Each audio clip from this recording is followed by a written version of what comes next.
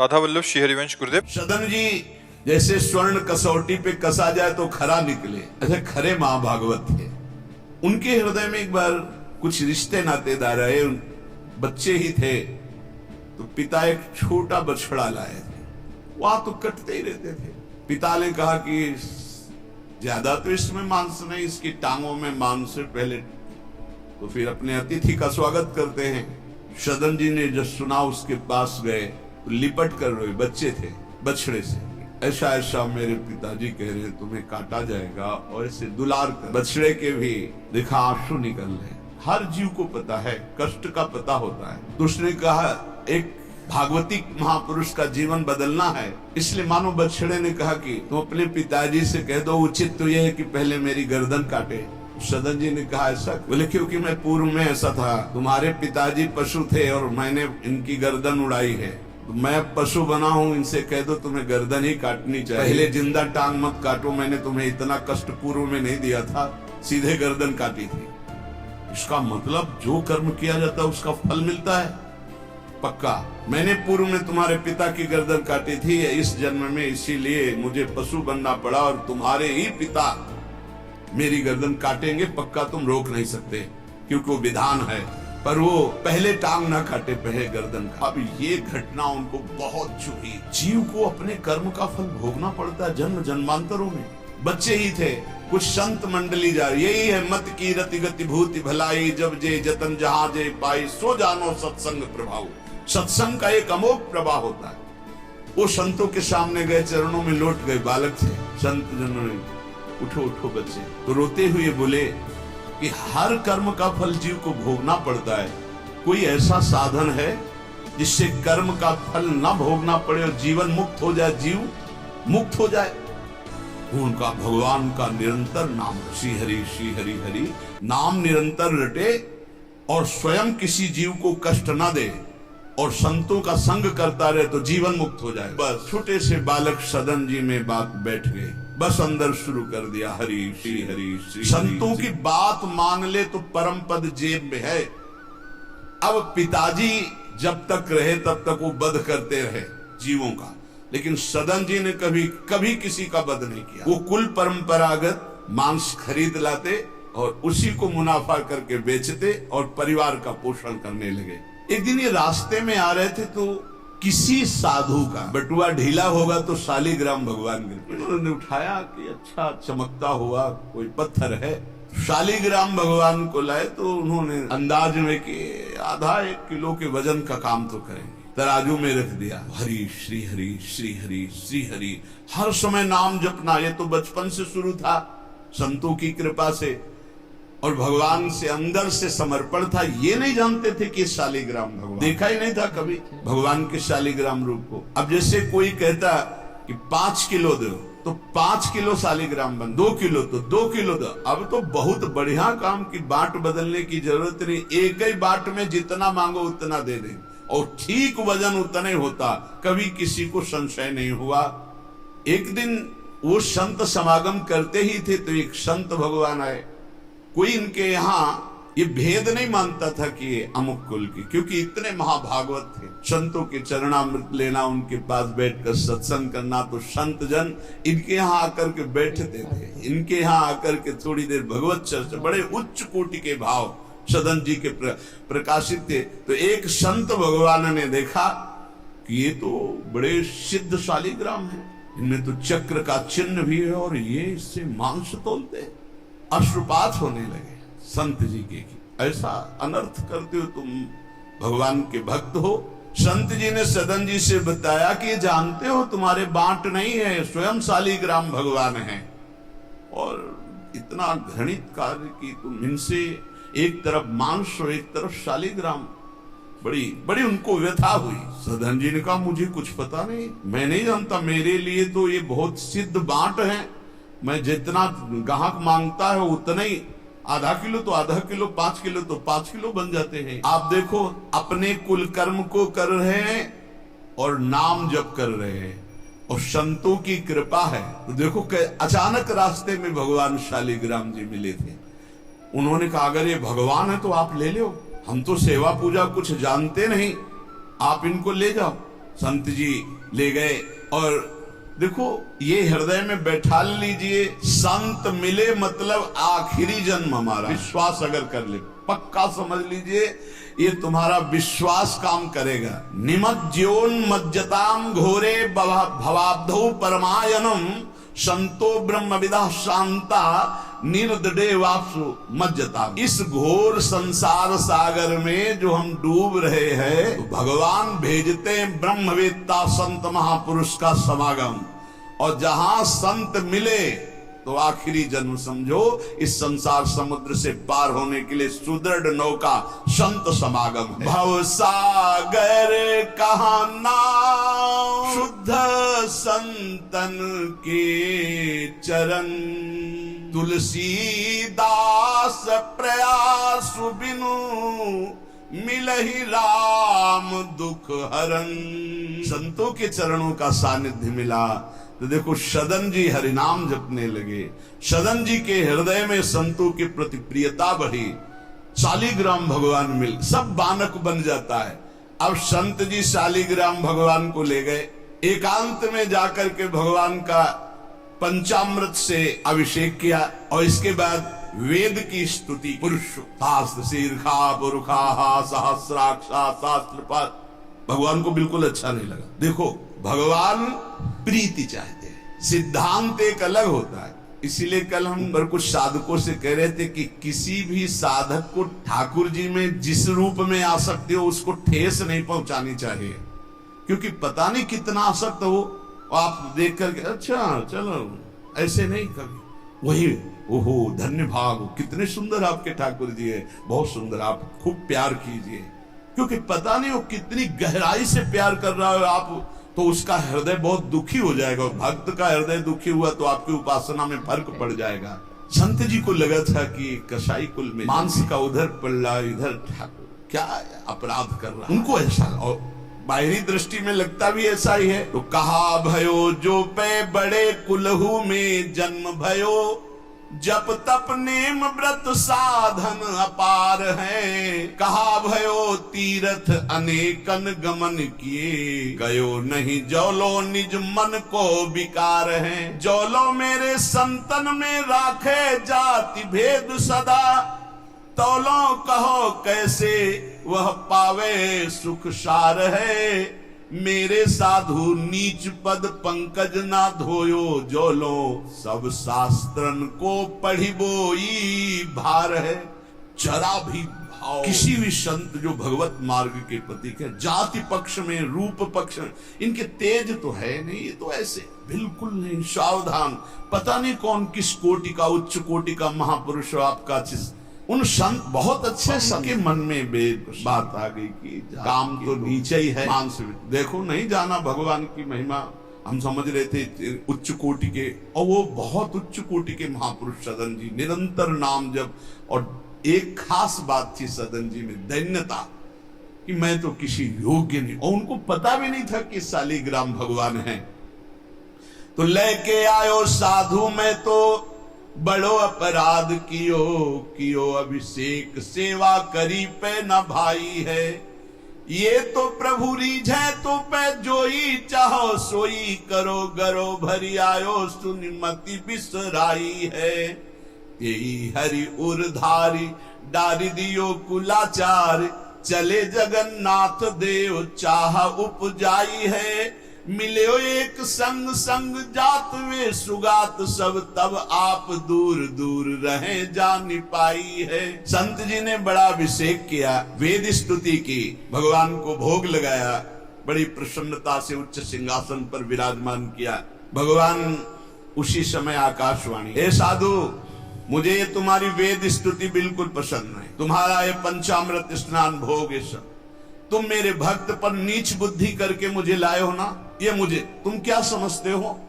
वेद मेरी श्वासों से ही तो प्रकट हुए हैं। वेद क्या है? भगवान की श्वासों से वेद का प्रादुर्भाव हुआ।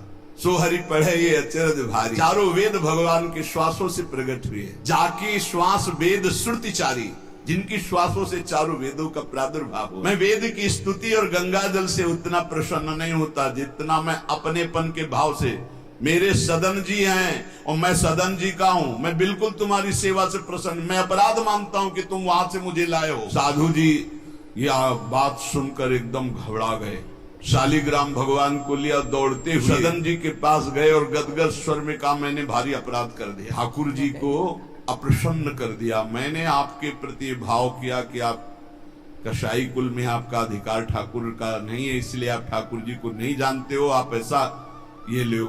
ठाकुर जी अप्रसन्न हो गए हमसे, हमने तो पंचामृत से अवे गंगा जल से सब अभिषेक किया, पुरुष सूक्त का पाठ किया, ले ये श्री ठाकुर जी को आप स्वीकार करो। विधि पूर्वक सेवा से ठाकुर जी प्रसन्न नहीं हुए, अपनेपन से ठाकुर जी को सबसे ज्यादा अपनापन, प्रेम भाव। सदन जी शालिग्राम भगवान अब जो देख रहे हैं वो दूसरा भाव, ये भगवान है, मुझे तो अभी तक पता ही नहीं था। साधु जी जब चले गए तो कहा, अब तौलने के काम में तो नहीं, एक सुंदर नवीन कपड़े में ऐसे गले पे लगा लिए ठाकुर जी, गले पे। भगवान रीझते हैं भक्त की अपनेपन की प्रीति, जो चाहे वो प्राप्त कर सकता है, सिर्फ अपनापन प्रभु को चाहिए। हम यही कहते हैं बार बार कि अपनेपन पे कुल्हाड़ मत चलाओ, विश्वास पर कुल्हाड़ मत चलाओ, साधना बने ना बने, लेकिन हमारे माई श्यामाजू को राज पार हो जाओगे, हमारी बात मान लो। श्री जी सिर्फ अपनेपन को देखती, सिर्फ अपनेपन को। अवगुण करे समुद्र सम गणत न अपनो जान, राय के संभजन को मानत मेरु समान। श्री सदन जी ने निज हृदय से लगाया और आंसू बहने लगे कि प्रभु मुझे तो आपका ज्ञान ही नहीं कि आप भगवान हो। आंसुओं से अभिषेक, नाथ अभी तक तो मैं आपको जानता नहीं था, बड़ा अपराध हुआ, लेकिन आज मैं, जब आप हमें इतना प्यार करते हैं, जब साधु ने बताया कि मुझे भगवान ने कहा है कि मैं जितना सदन जी को प्यार करता हूं, उनकी मैं भावना से प्रसन्न, तुम्हारी सेवा से नहीं, उनको अद्भुत वैराग्य। बोले आज के बाद घर परिवार में ही नहीं रुकूंगा, अब केवल भगवान का होकर वैराग्य भाव से जीवन भगवान को समर्पित करता हूं। शालिग्राम जी गले में टांगे और कहा, पहली यात्रा जगन्नाथपुरी, पहले जगन्नाथ जी के दर्शन करूंगा जाकर, पूरा जीवन अब भगवान के लिए। भगवान देखो कैसे कृपा करते। बचपन में संतों से उपदेश मिला, नाम जब शुरू किया, ऐसे उच्च कोटि के महात्मा के ऐसा कार्य करने पर भी सब संत उनके यहाँ जाते थे, और उसका परिणाम हुआ कि घोर वैराग्य युक्त होकर भगवान के अनुराग में घर से चल दिए। श्री सदन जी कुटुंब परिवार कुल व्यापार सब छोड़कर जगन्नाथ जी के दर्शन के लिए चले। कुछ दूर चलने पर यात्रियों का समुदाय दिखाई दिया जो जगन्नाथपुरी जा रहे थे, तो उनके संग हो गए। जब उन लोगों ने कुछ ने पहचान कर ली कि अरे कसाई कुल के, तो सब दूर दूर छूना भी नहीं चाहते थे। यही बहुत बड़ी चूक हो जाती है, जो भगवान को समर्पित हो जाए उसमें कभी जाति पक्ष ना देखे, नहीं, बहुत बड़ी हानि हो जाती है। राजसूय यज्ञ में सुपच वाल्मीकि को आदर सहित पवाकर पूर्ण यज्ञ करवाई भगवान ने। ये बात ध्यान रखना है, अपने जात अभिमान में आकर कभी किसी भक्त का अपमान न कर दे कि वो नीच कुल का है ऐसा। जब ये देखा सदन जी ने कि ये लोग घृणा करते हैं हमसे, तो खुद अलग सदन जी बड़े पुलकित है कि जगन्नाथ जी के दर्शन होंगे। एक जगह देखा गौएं पानी पीने के लिए लालायित हैं, एक आदमी बाल्टी से पानी निकाल तो गौओं को डंडा मारने लगा। सदन जी ने कहा, क्यों, पानी क्यों नहीं पीने देते? तो बोले, इतना गहरा कुआं है, घसीटने से हमारे हाथ दर्द होते, अपने घर के लिए ले जाएंगे कि इनको पिलाएंगे?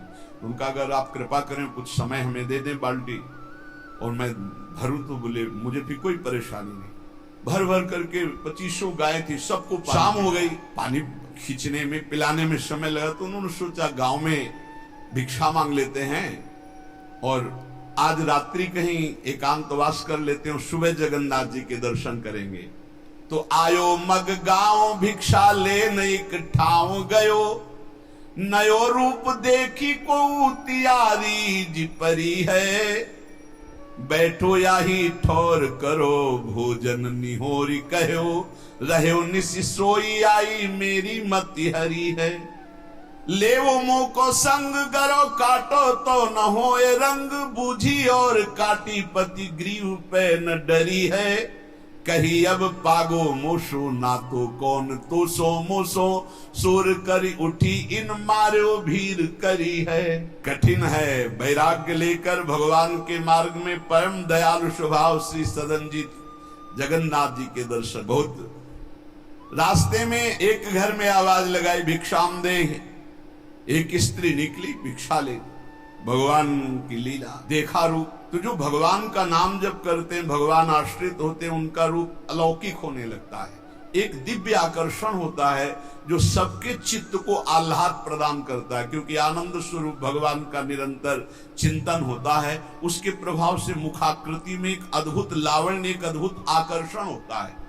वो स्त्री ने देखा कि नवयुवक भिक्षुक तेजस्वी, वो रीझ गई, देखते ही रीझ गई। और उसने कहा कहीं मांगने की जरूरत नहीं, आप यहां बैठो और भोजन करो।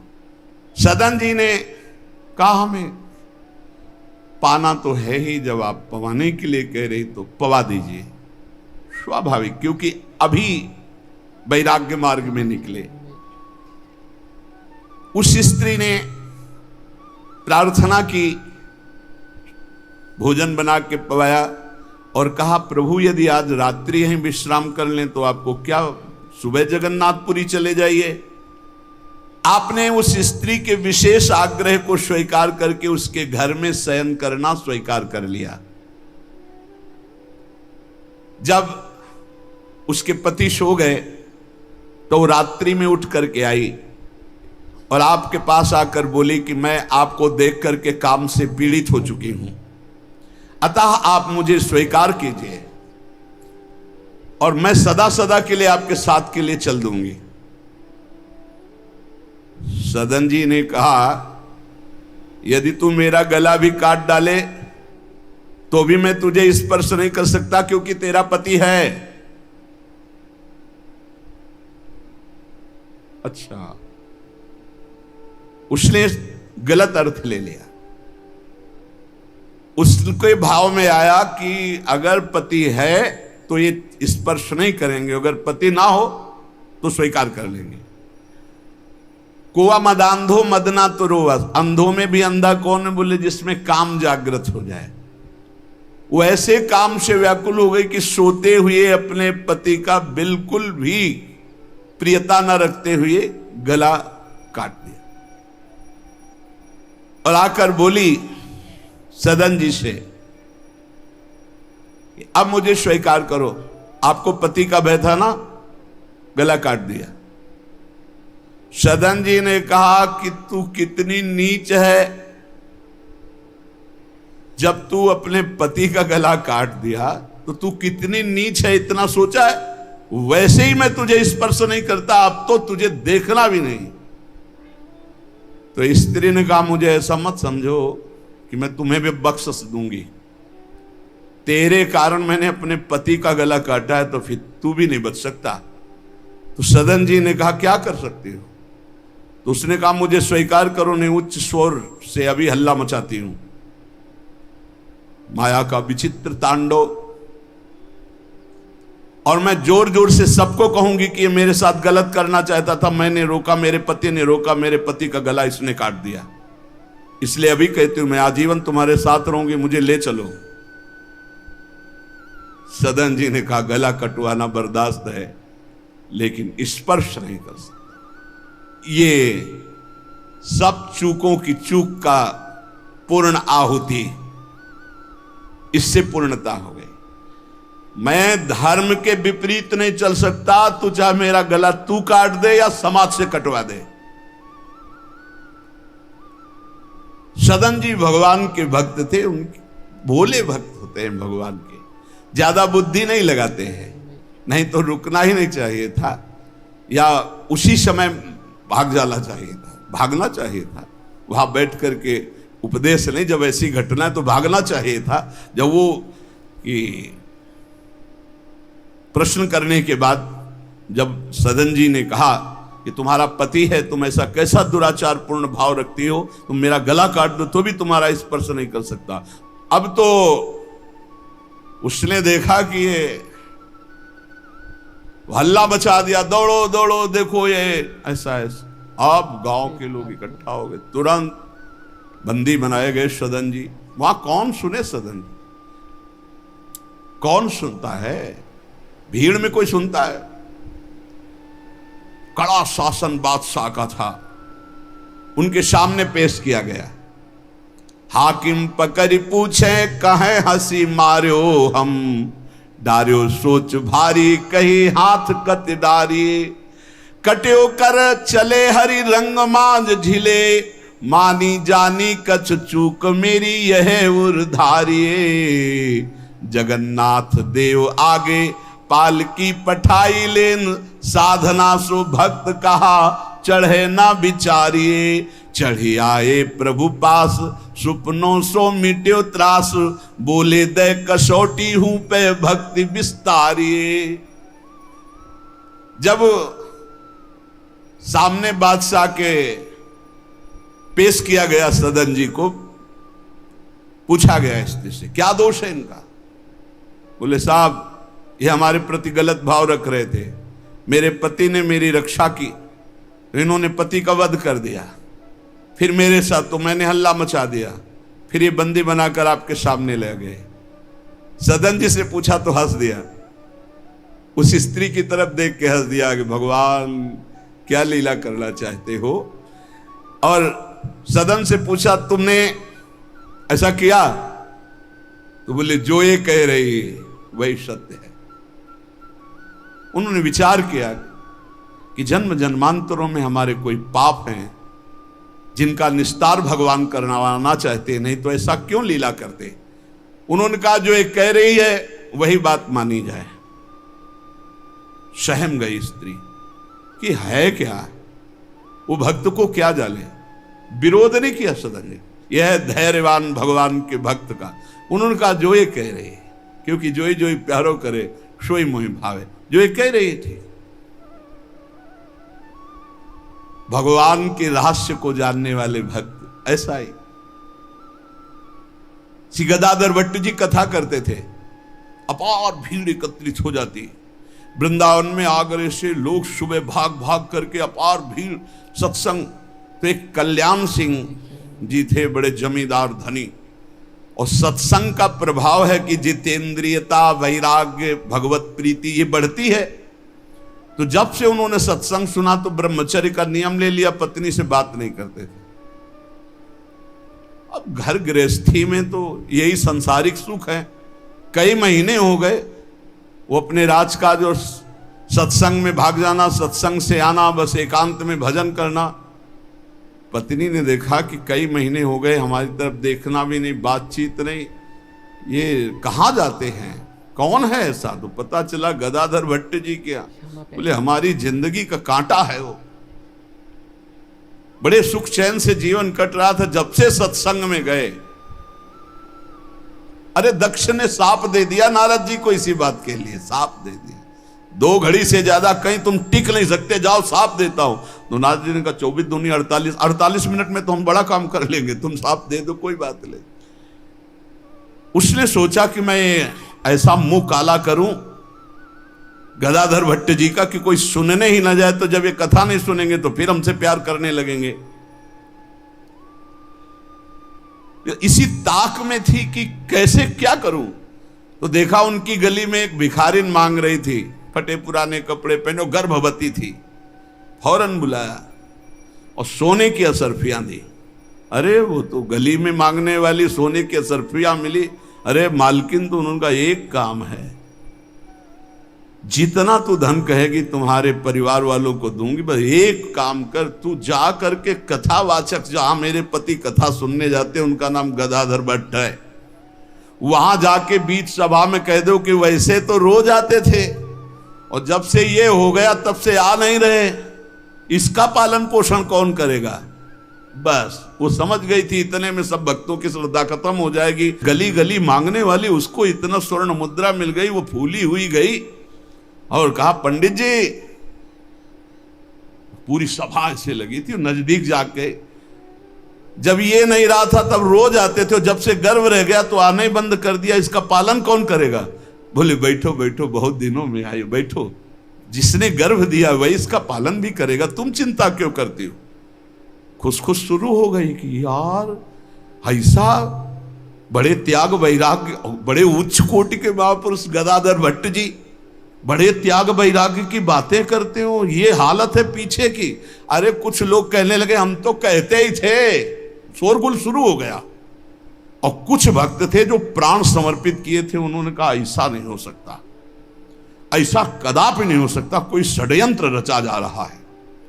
तो उनमें एक बहुत श्रद्धावान और समर्पित थे, उनको बिल्कुल चैन नहीं पड़ा। सोचा अगर सामने से कुछ तो फिर हमारे ऊपर गदाधर भट्ट जी की, और वो समता प्राप्त पुरुष, जैसे सदन जी ने कह दिया जो ये कह रही वही सत्य है, ऐसे उन्होंने कहा कि तुम चिंता क्यों करती हो, जिसने गर्भ दिया वही पालन करेगा, बैठो तुम आराम से सत्संग सुनो। सामने ऐसे तिरछी चितवन से जाकर उसको बुलाया, गदाधर भट्ट नहीं देख पाए, नजदीक गई, पीछे मंच के ले गए, कहा सत्य बोल, कभी तो जानती इनको, कभी मिली है। वो घबरा गई क्योंकि दसियों लोग पीछे पहुंच गए जो श्रद्धावान थे, बोल सच्ची। तो उनका मैंने तो कभी देखा ही नहीं है इनको, ये हमारे पास क्या आएंगे।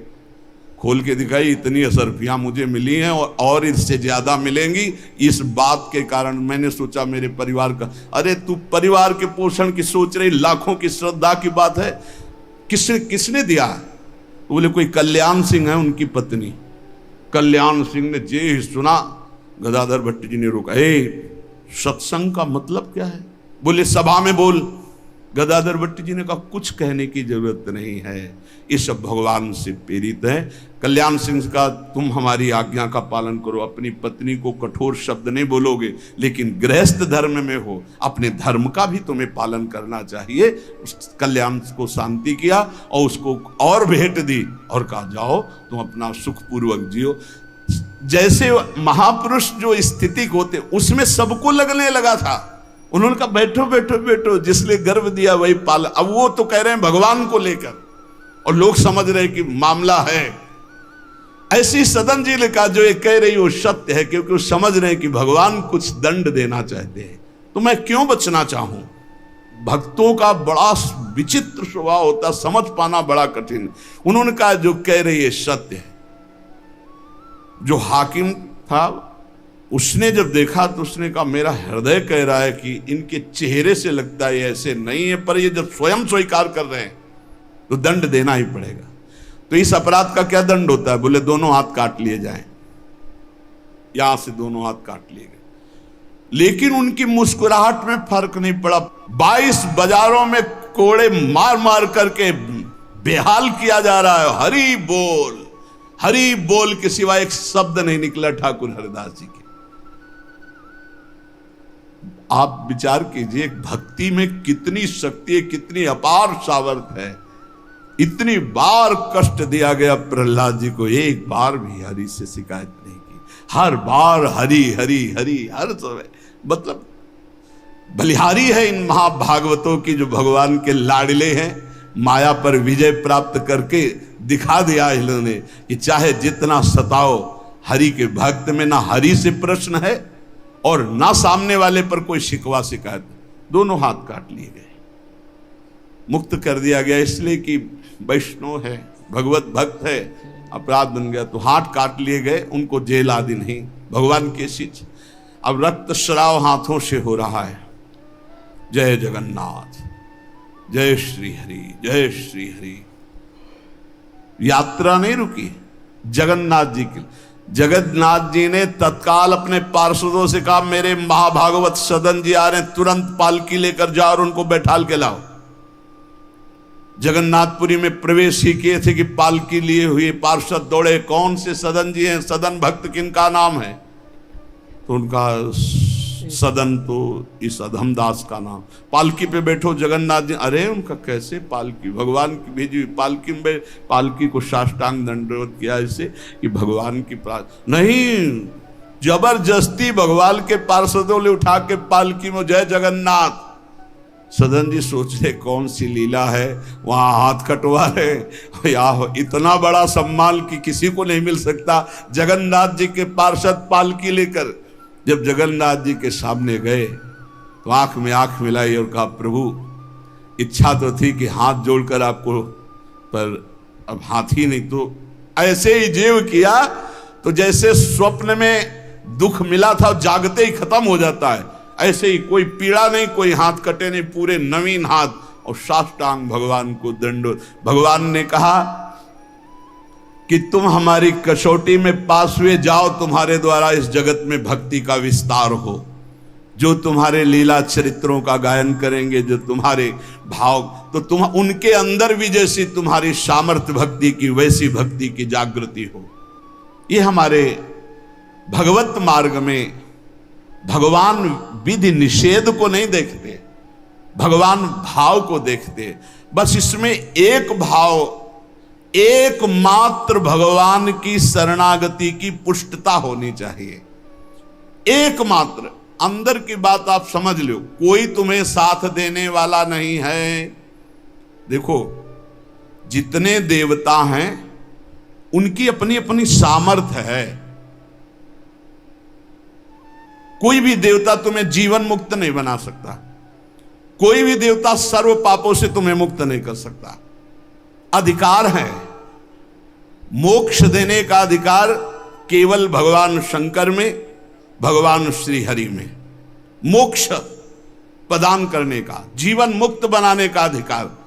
इसीलिए जितने भी अन्य हैं वो सब लोकपाल हैं, वो अपनी सामर्थ्य के अनुसार देते हैं। हाँ, निष्काम भाव से किसी भी देवता का अगर भजन करोगे तो भगवान में पहुंचा देगा, वो आप भगवान श्री हरि के चरणों में पहुंचा देगा। श्री गोस्वामी तुलसीदास जी महाराज विनय पत्रिका में कह रहे हैं कि नाचत ही निसी दिवस मर्यो, तब ही ते न भयो हरि थिर, जब ते जीव नाम धर्यो।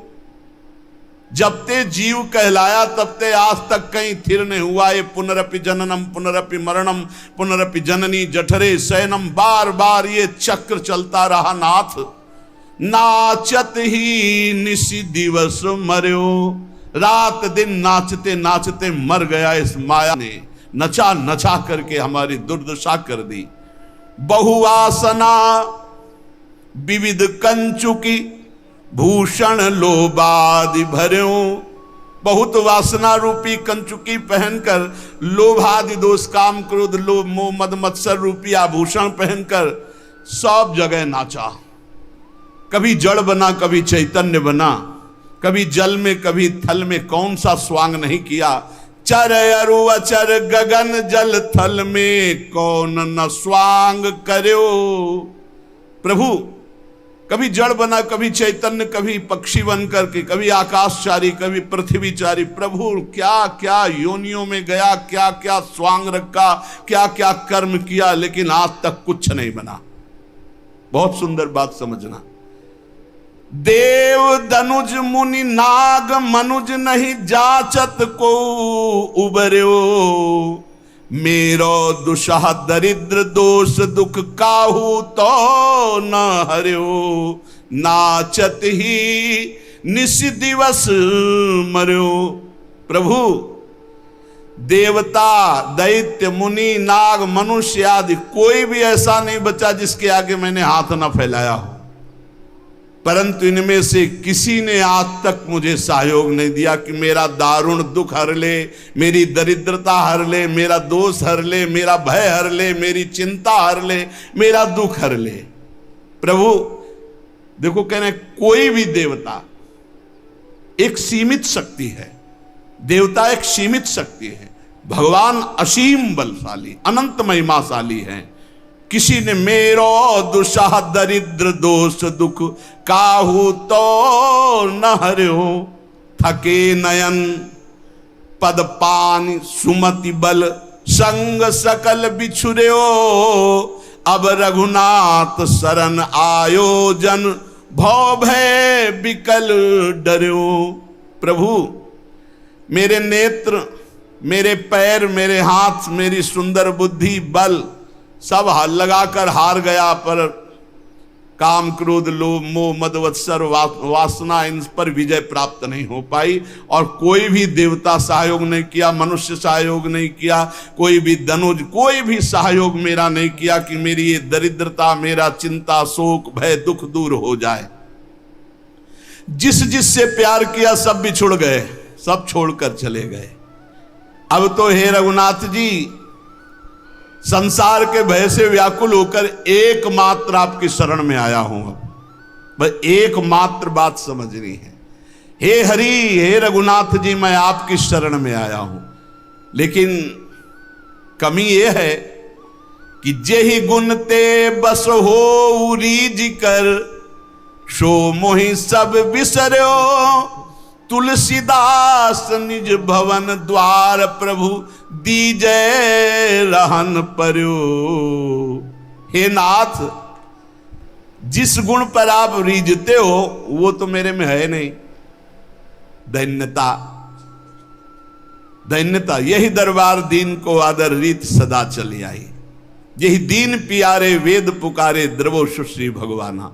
पर प्रभु बड़ी भूलें हम में हैं, बड़ी कमियां हम में हैं, पर अब आपके दरबार को छोड़कर दूसरे द्वार पर नहीं जाने वाले। ये खास बात है। खास बात यह है कि आपको छोड़कर अब हम दूसरे दरबार में नहीं जाने वाले। मैं आपके दरवाजे में आ पड़ा हूं, अब आप देख लीजिए। बस इतनी बात है पूरी भक्ति की साधना की, ये निर्भरता कि हे नाथ, अब आप, हे प्रियाजू, बहुत दौड़ लिए। तभी आपसे कहते हैं कि हम केवल अंधविश्वास या कोरी भावुकता में नहीं बोलते। बहुत दौड़ लिए, दौड़कर थक गए। जब थक गए तब प्रियाजू ने कहा, देखो ये ठौर है जहां शांति और विश्राम मिलता है। उस ठौर पर जब पहुंचे तो उस ठौर का नाम है राधा राधा राधा राधा, परम विश्राम। अब एक ही बात हमारी अगर पकड़ पाओ, कुछ बने ना बने, तुम्हारे अंदर एक अहंकार आ जाए, हमारे माई श्यामा जी को राज, बस ये बात तुम बैठा लेना, भी बाद में देख लेना।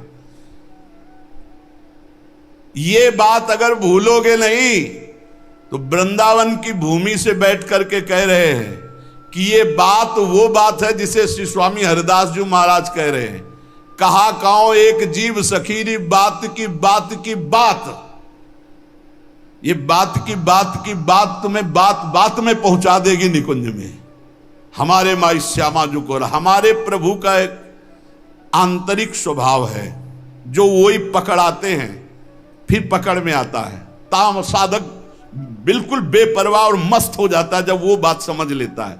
प्रभु ने समझाया है, प्रभु जितने भी साधन हैं इनको तो फल रूप में देते हैं, लेकिन जब कोई प्रभु के गले पड़ जाता है तो अपने आप को देते हैं। प्रभु को गले पड़ना क्या है? हे नाथ मैं आपका, पक्का अंदर से। हे प्रियाजू मैं आपकी, आप हमारी। बोले तुम हमारे लायक तो हो नहीं, कोई गुण तो है नहीं। तो हम तो पहले कह रहे थे कि हम कोई पहले गुणी थे क्या जब आपने घसीटा है? पहले तो और अवगुणी थे, तो अवगुणी समझकर घसीटा, तो अब हृदय में आ गया कि आपके सिवा हमारा कोई नहीं है। आपसे सच्ची कह रहे, इसी से भगवत प्राप्ति होती है, इसी से भगवत प्राप्ति। जो ही जीव भगवान की शरण में हुआ, आप सोचो जो सीधे राम नहीं कह पा रहे थे वो ब्रह्म ऋषि हो गए। अगर आप नाम जप रहे हैं, भगवान के आश्रित हैं, आपको भगवत प्राप्ति नहीं होगी, कैसी बात कर रहे हो? निश्चित भगवत प्राप्ति हो जाए। ये हम जगह जगह की पकड़ करके बात आपको कह रहे हैं। गोस्वामी जी भी बहुत चैलेंज पूर्वक कह रहे हैं, बिगड़ी जन्म अनेक की अबही सुधरे आज। भला आज कौन सी साधना कर लोगे? आज ही नहीं, अभी क्या साधना हो जाएगी? बहुत सूक्ष्म विषय है, अगर इसे समझ लो तो चौड़ी छाती करके घूमो, भगवत प्राप्ति हो जाएगी। बिगड़ी जन्म अनेक की अबही सुधरे आज, आज वो अभी सुधर जाएगी, अभी भगवत प्राप्ति के तुम लायक हो गए। क्या हो राम को हाथ उठा के कहता हूं कि मैं प्रियाजू का हूं, बस प्रियाजू के योग्य नहीं हूं, पक्की बात है। हम में कोई साधना का सर्टिफिकेट नहीं कि हम अपनी पात्रता साबित कर सके, नीच हूं, अधम हूं, पर मैं अपनी प्रियाजू का हूं, पक्का भगवत प्राप्ति। बिगड़ी जन्म अनेक की अबही सुधरे आज, होई राम को पहली शर्त। अब जितना जीवन बताया, नाम जप राधा राधा राधा, तुलसी तज कुसुमाज नाना प्रकार के विकारों का त्याग हो जाएगा जिस समय तुम भगवान की शरण में होकर नाम जप करोगे। ये बहुत सब शास्त्रों की सार बात है। हृदय में जो आनंद उमगता है। अच्छा, जैसे ये कहा जाता है कि आप में ये कमियां हैं, हमें बताओ शरणागति की उच्च कोटि की अवस्था का नाम है अजात पक्षायु मातरम खगा। बहुत ध्यान से सुनना, शरणागति की उच्च अवस्था का नाम है अजात पक्षा एवं मातरम खगा, अर्थात वो पक्षी जिसके पंख नहीं निकले, वो घोंसले में बैठे केवल मां की बाट जोहता रहता है, वो कौन सा उड़कर साधन करेगा। तो ऐसे हम बिना पंख के पंछी के बच्चे की तरह हैं। हम केवल राधा राधा बाट जो रहे हैं अपनी श्री जी की कृपा की, निश्चित भगवत प्राप्ति होगी। भगवत प्राप्ति बड़ी बड़ी साधनाओं से भी नहीं होती, और भगवान के आश्रित होने वाले जटायु को भी जो प्राप्त हो गई, जो भगवान की कृपा से भीलों को, कोल भीलों को प्राप्त हो गई, जो भगवान की कृपा से ऐसी उच्च अवस्थाएं असुरों को दे दी भगवान ने। आप चिंता न करें, आप चिंतन करें और ये ठसक रखें। देखो शरीर कितने दिनों का कोई भरोसा नहीं, और अभी ठसक कर ली तो श्री जी मिलेंगे। हमारी बात को पकड़ लो, पकड़ लो। हम श्री जी के थे, श्री जी के हैं, श्री जी के रहेंगे। भूल के जगत को अपना मान लिया, बस यही भूल मिटाने के लिए हमको श्री जी के लिए साधना की जरूरत नहीं। तो साधना क्यों बताते हो? असाधन न करो, इसलिए असाधन से हटने के लिए साधना है। और अगर वो भी नहीं कर पा रहे हो तो वहीं पड़े पड़े पुकारो, जहां हो वहीं से उठा लिए जाओगे।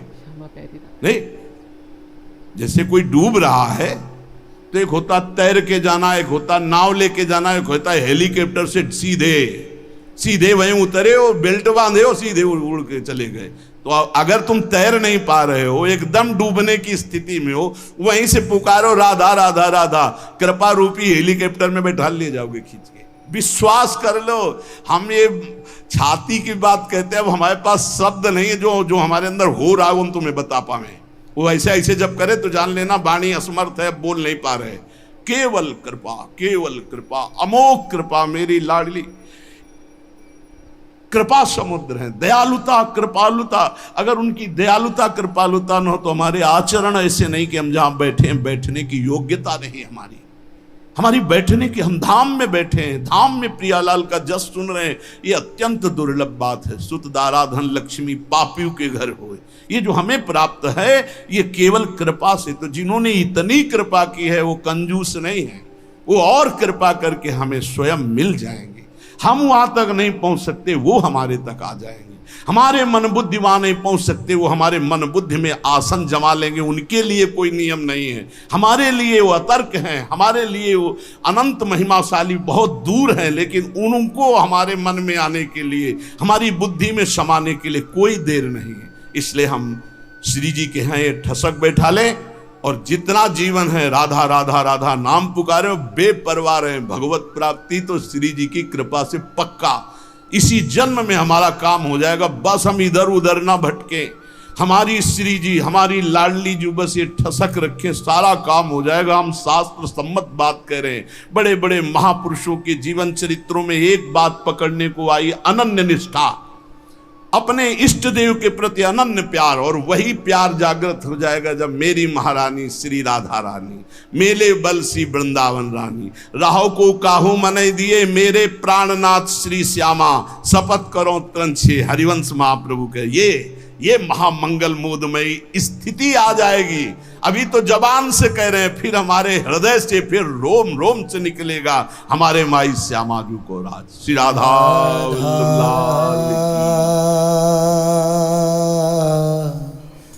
राधा राधा श्री राधा राधा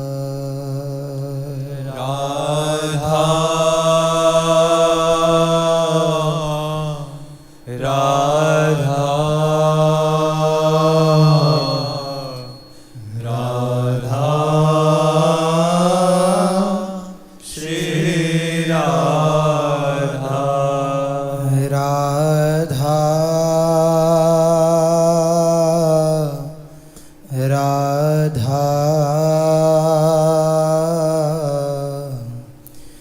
राधा श्री राधा राधा राधा राधा श्री राधा सच्चिदानंद रूपाय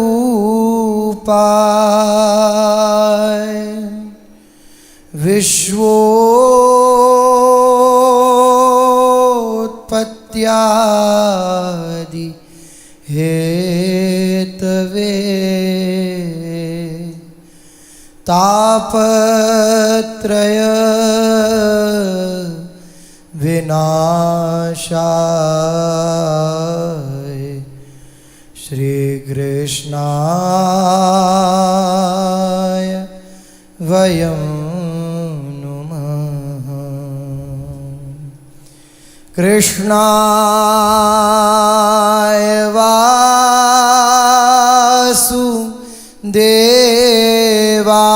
वासुदेवाय हरये परमात्मने प्रणतः क्लेश नाशाय गोविन्दाय नमो नमः। रसघन मोहन मूर्तिं विचित्र केली महोत्सवोल्लसितम् राधा चरण विलोडित रुचिरशिखण्डं हरिं वन्दे। राधा चरण विलोडित रुचिरशिखण्डं हरिं वन्दे। श्री राधा वल्लभ लाल की जय।